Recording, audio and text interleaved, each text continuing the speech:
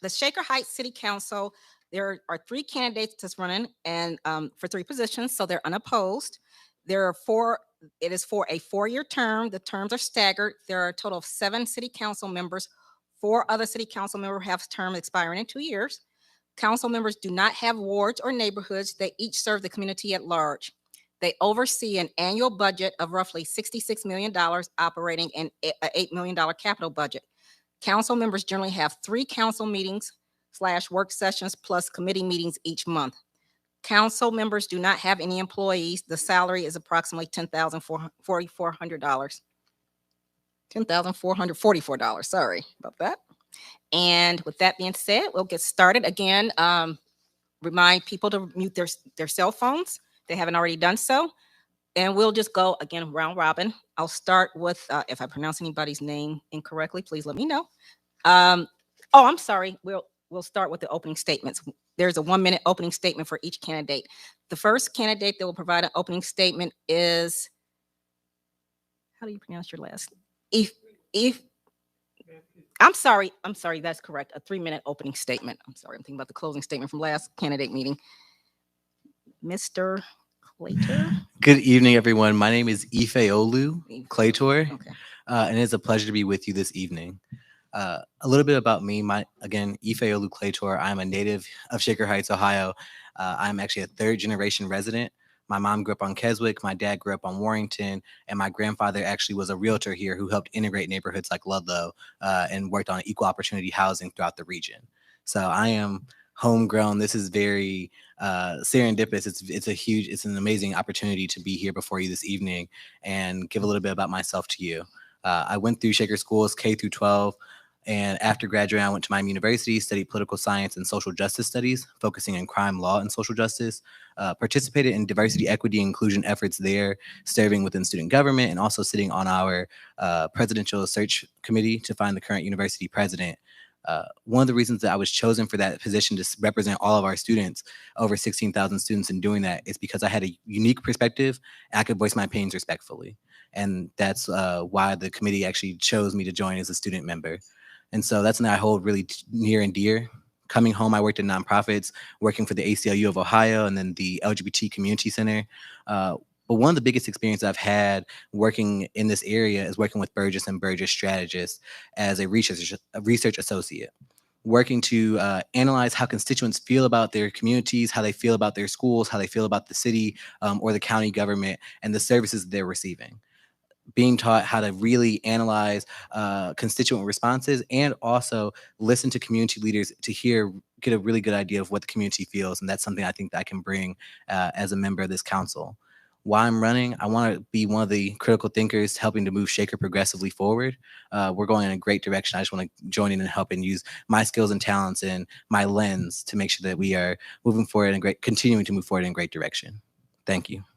Thank you. Mr. Trey Roeder next. Thank you.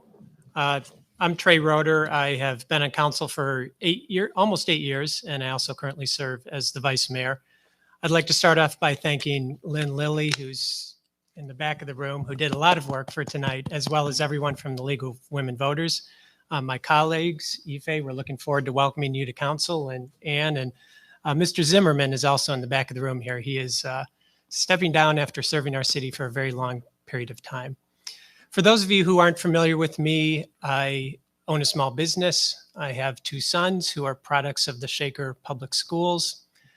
And when it comes to public service, I'm constantly riding the coattails of my wife, Elizabeth, who has been involved with all sorts of PTO groups and volunteer associations. She currently serves as the president of the Shaker Band Boosters.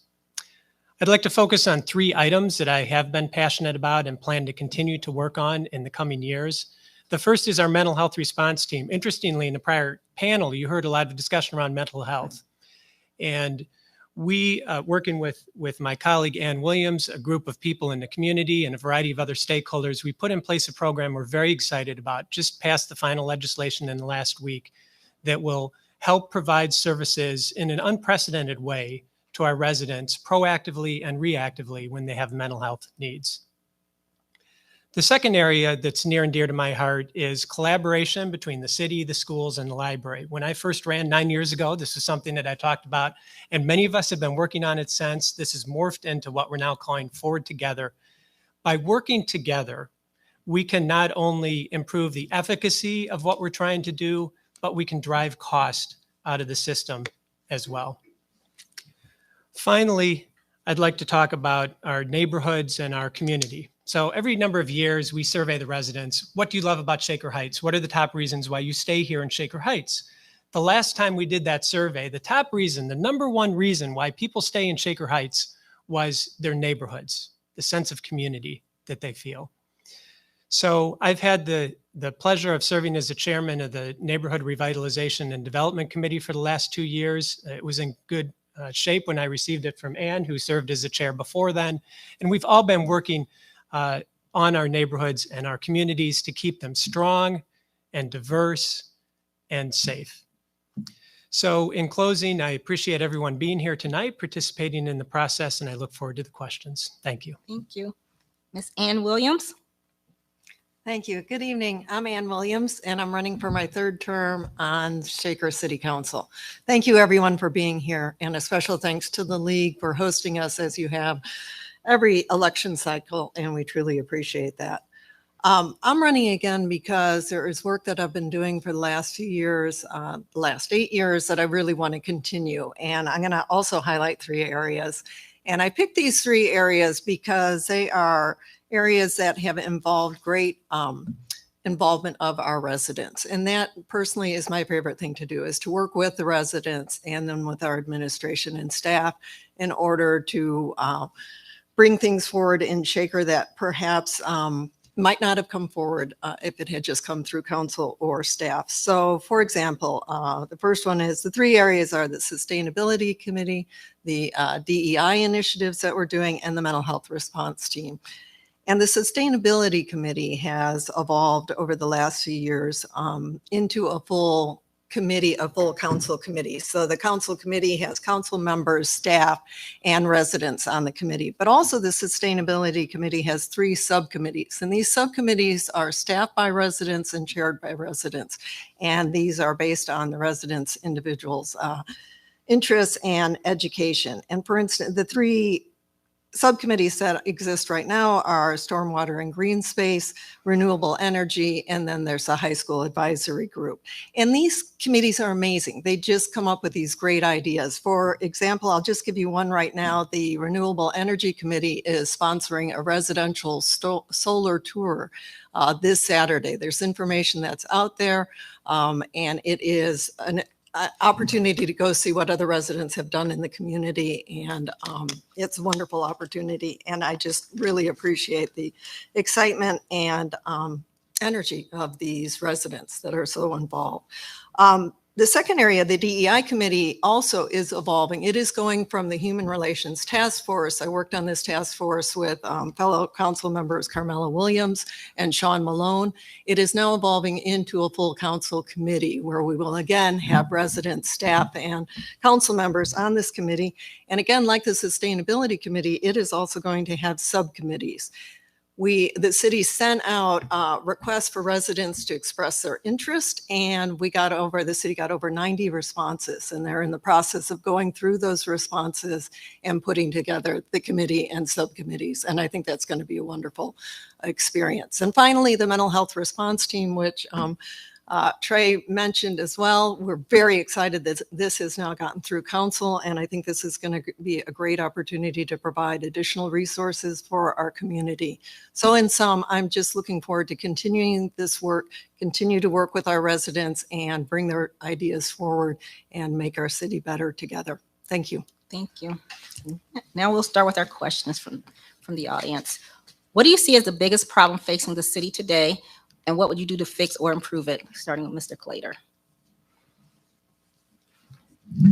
The biggest issue the biggest issue I think is dealing with our infrastructure, and that kind of also goes into helping our residents deal with caring and maintaining their homes. Clearly, when you live in a historic suburb like Shaker Heights, there are issues that come with 100-year-old homes. And I'm sure a lot of our residents and people who are watching online or people who are here in person are aware of that. So making sure that our residents are educated on what opportunities are available, what assistance might be available if necessary, as well as us working to be financially smart and improving our infrastructure when it comes to the sewers and other things in our city that need to be maintained. Thank you. Mr. Roeder? I will just reinforce what Mr. Claytor said, because it's spot on. Infrastructure, and in particular, as he mentioned at the end there, the sewers. We have spent and will need to continue to spend a significant amount of money to improve our stormwater management. Many people in Shaker Heights have experienced flooded basements, roads that fill up with water. We have these so-called 50-year storms a lot more frequently than 50 years. In fact, we had one just about 18 months ago. So the expense and the importance of paying attention to stormwaters and stormwater management is something that might not be the most exciting topic, but when it doesn't work well, it creates all sorts of problems for our community. Thank you. And Ms. Williams? Yes, thank you. I would agree that infrastructure is a major priority, but I would also suggest I've been thinking about this as a kind of a broader concept. I think one of the challenges is for Shaker to decide what our priorities are. And I think this is especially challenging as we come out of COVID and things have changed. And maybe part of this is feeling this gap in meeting with residents, since we're back having block parties now, but there's kind of this gap of time of hearing from our residents directly. I think it's important that we focus on our priorities. I think Forward Together is a good way for addressing some of our priorities, especially in our facilities. I think it's important to reach out to our residents, and we as council and city staff are working on what our priorities are as well, because as we've seen, for instance, with the Horseshoe Lake, information that's been going around, we have a lot of different priorities and people have very strong feelings about what we should be working on. So I think that's the first step, is to really focus on what our priorities are for our community. Thanks. Okay, thank you. Next question, I'll start with Mr. Roeder. The city recently added a diversity, equity, and inclusion officer and is forming a DEI committee. What would be your priorities for those efforts?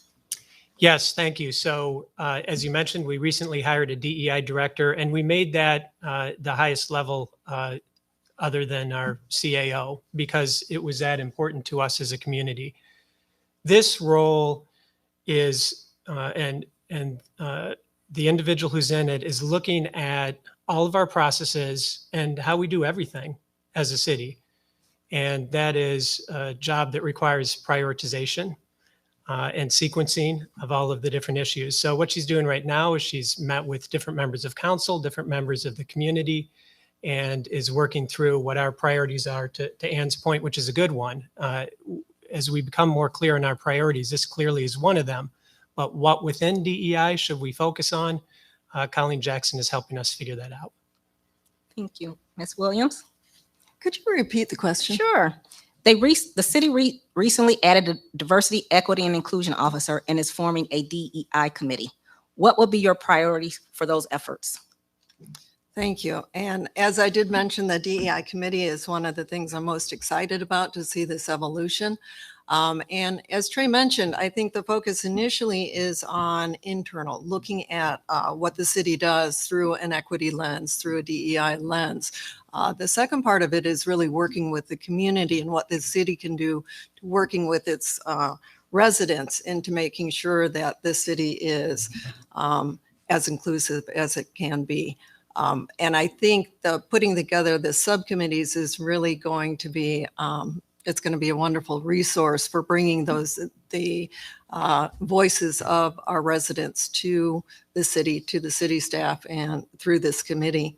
But I think Colleen is really well situated to help us guide exactly what our priorities are for specific projects. Thank you. Mr. Claytor? Thank you for the question.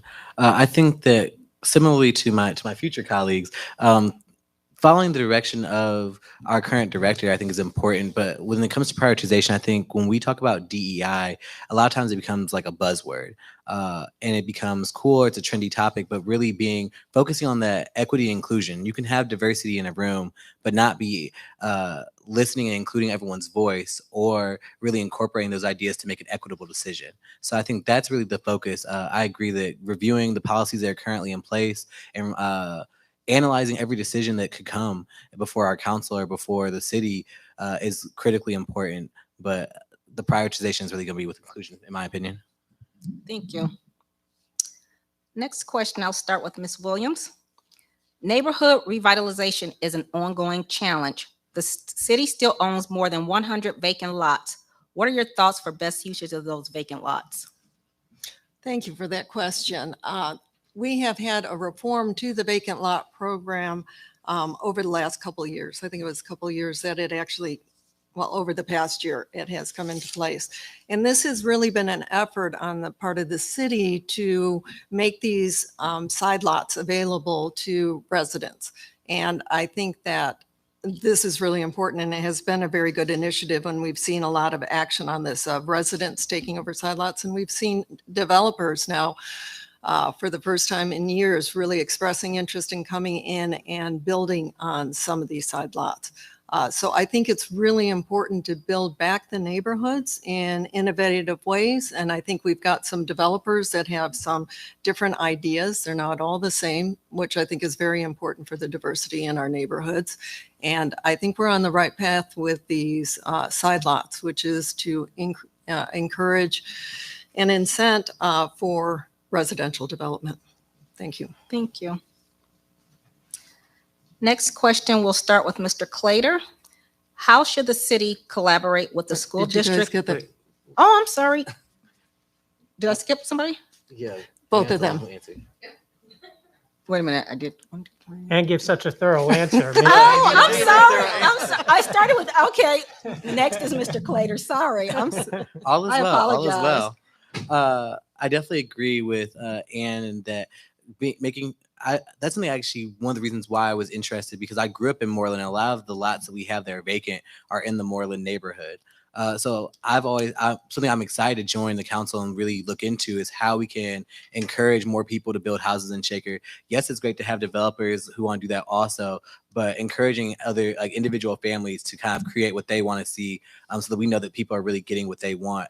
Also, I think one of the biggest strengths in our community is the diversity of housing stock. And so allowing more people to kind of have input on that and join in that process, allowing individuals who want to be members of our community to go into that and design what their houses want to be like, and that they'll be sustainable, because that's something. Updating a house is hard. Building a house that's sustainable is a lot easier. So those types of opportunities I'm really excited for when we come to managing and selling the vacant lots to upcoming residents. Thank you. Mr. Roeder, do you need me to repeat the question? No, I'm good. Oh, Thank you. Ann and Ife really did give thorough answers to this question. So I'll briefly highlight on what they touched on and then take it in a little bit different direction. And that is that we have streamlined this process significantly in the last year. It is easier and less complicated to gain one of these side lots. It helps the city because there's an expense to maintaining these lots. It also helps the resident and improves the home in the area. The other point that I wanted to mention is also within neighborhood revitalization and development. It's of course not just about the homes. And one of our members of our staff, Mr. Colin Compton, has led some amazing conversations. He encourages residents to be casual, and he removes the power dynamics from the conversation. And we openly talk about how to improve the neighborhoods, what we can do, what the city can do, what residents can do, and so on. So that, in liaison with housing programs and other things we're doing, is helping make our neighborhood stronger. Thank you. Okay, next question. I will start with Mr. Claytor. How should the city collaborate with the school district on controlling cost and in delivering services? Well, I think that Mr. Roeder talked about this really really candidly, and I think working with the Forward together to make sure that costs are managed, making sure that we're using our assets here in the city efficiently when it comes to partnering with the city, with the schools, and with the library, because clearly there's not a lot of room for us to expand. So what we have to use smartly and make sure that we are. I think the Forward Together initiative is really something that is effective because it really allows for community or cross between the council, the schools, and library to communicate effectively on how we can use those resources. Thank you. Mr. Roeder? I don't support that. Just kidding. I was we- like, whoa. We like to keep you on your toes. Heather Weingart is here, the president of our school board, as well as Jeff Isaacs. All of our school board has been very involved with this. Our colleagues at the library also have been part of this conversation. We've had this conversation for years. And the conversation is about how can we maintain or improve services at a lower cost? Or said differently, how can we increase the efficacy of what we're trying to do? Because when you look at something like hunger, safety, these aren't issues that are only school board issues or city issues or library issues or even government issues. It's all of us that can work together to do a better job improving the efficacy. So that's what we're doing. Forward Together is one step along the process, but I wouldn't think about that as the end all be all. This is an ongoing discussion and dialogue, and Forward Together is very important. We hope to have meaningful output from that in the next 6 months, but we plan to continue from there as well. Thank you. Thank you. Ms. Williams? Thank you. I don't have a whole lot to add after those very thorough questions. I would just say that I think I agree, especially with the final comment from Mr. Roeder, that Forward Together is just a starting point. But I think it's a really terrific starting point. I think it has provided a depth of engagement that we haven't had before between the school board and the city and the library. Very in-depth detail about facilities and services, and this will continue beyond Forward Together. But I am also hopeful for a very positive outcome and some measurable outcomes from the process itself, and then leading us forward. Thank you. Thank you. Next question, I'll start with Mr. Roeder. There have been community questions about equal treatment of Black and white citizens by the Shaker Heights Police Department. What are your thoughts and how can we ensure fairness? Thank you for that question. Race and equity are at the center of what we're focused on right now as a council. As we mentioned, we've talked about the hiring of the DEI director, and we know that Shaker Heights has talked about this as long as Shaker Heights has been around. But in particular, we go back to the 60s and some of the kitchen table conversations, but we've never fully lived into what we want to be. So I think this is about not only talking the talk, which Shaker Heights has done for a long time, but figuring out how we can live into this. Specific to the police, our police officers have training on DEI. We continue to monitor cases anytime there's a question or a situation that comes up. So there isn't one boilerplate answer on how to fix this, other than we need to be vigilant and we need to continue to engage in the difficult conversations. Thank you. Ms. Williams? Yeah, I would add to that as well, that we do need to engage. I think the most important thing is to have the open discussions and the open conversations. And I think that has really happened. I think we are fortunate to have a police chief that is willing to engage with our residents directly one-on-one and address some of these difficult issues that come up. And things happen in Shaker, and sometimes it can be something that just looks bad. It can be something that maybe there was an inappropriate response. But what I've been pleased with is the ability for the police chief and members of the police force to interact directly with residents raising these concerns. And I don't think we can solve anything or address any of these issues, work on our behavior, unless we have these open conversations. So I think that we will continue to have those, continue to work, and recognize that we have a lot of work to do as council, as a city, as police. I think we all have a lot to learn and a lot of ways to move forward to work better together. Thank you. Mr. Claytor?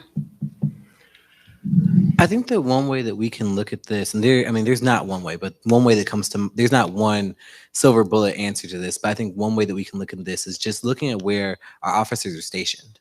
I live at Van Aken and Lee. Is very, it's often that you'll see cars put over at Chagrin and Lee, in that area. But it's less common that if I'm driving down Shaker Boulevard that I see those same stops. So thinking about where our officers are placed, I think that is a big thing that kind of leads into how often or which people or which residents or which drivers in our community are being stopped and how they're being treated. I think that's one thing that we should look at, but also just as we continue and growing in our DEI efforts, really analyzing what that means, where we can improve and what other communities that are moving progressively forward in police reform are doing. I think there's a lot that we are a great community, but there's also always room for improvement and room to learn. Thank you. And our final, I think we have time for one more question. We'll start with Ms. Williams. What is your opinion of the new mental health response team program, and does it go far enough? Well, thank you for that question. And yes, as I mentioned in my opening statement, the mental health response team pilot program that we put together, I think is terrific. I'm very excited about this. Does it go far enough? When we first started this conversation and Councilman Roeder got the ball running, we got this, he got a group of residents together, invited me as well, and we had these conversations. And when we first started talking about this, we had in mind maybe a different kind of program that embedded that eliminated any kind of police response, but it was really truly just a mental health response. There are programs like this out in Oregon and in a lot of cities. It became clear that was a little overly ambitious, and we ended up with the proposal that we have right now, which is a pilot program, and we're working with Metro Health and one of their providers, and they're very excited about it because this is a whole new kind of program. So I think it's a great program. It's a first step. We're going to be reviewing it. One of the best things about it, I'll stop in a second, is that it's going to collect very necessary data that we haven't had in the past so that we can better analyze how to help our residents in these mental health crisis situations. Thank you. Thank you. Mr. Claytor? I would agree with Ann wholeheartedly. I know that there are some residents who really would like to see us move a little bit faster in moving towards having just a mental health response team where law enforcement is not also present. But I think what we see in the data is that there aren't necessarily enough instances where that would be necessary to necessitate the cost of that. But I think that we are moving in the right direction. I'm excited to continue to analyze that program and see how we can improve it and see what's necessary and see how we can work with some of our neighboring communities to engage them and get them to move in the same direction. Thank you. And Mr. Roeder? Yes, thank you. Both of my colleagues, soon to be colleague, have explained this well. Governing is about balancing a variety of competing interests. And ideally, some of us would have liked to see a police-free mental health response in those situations where we could have that. But that required us to be better at discerning when that call comes in, if it's a mental health only call or one that might need a police presence, and we're not there yet. And it requires a level of training and capability within the overall system that we weren't there yet on either. So could it be better? Yes. Did we do the best we could? I think so. I'm very excited about this pilot. It is groundbreaking. This is not something that other communities have done. This is not something that's present in the county. Ann mentioned, Councilmember Williams mentioned one of the examples we had to work with, but there weren't many examples that we had to base this off of. So I think it's a very good start. We're very excited about it, and we'll learn and we'll continue to do better over time. Thank you. Well, thank you. We'd like to give our candidates a big round of applause. Thank them for coming out and sharing their thoughts with us.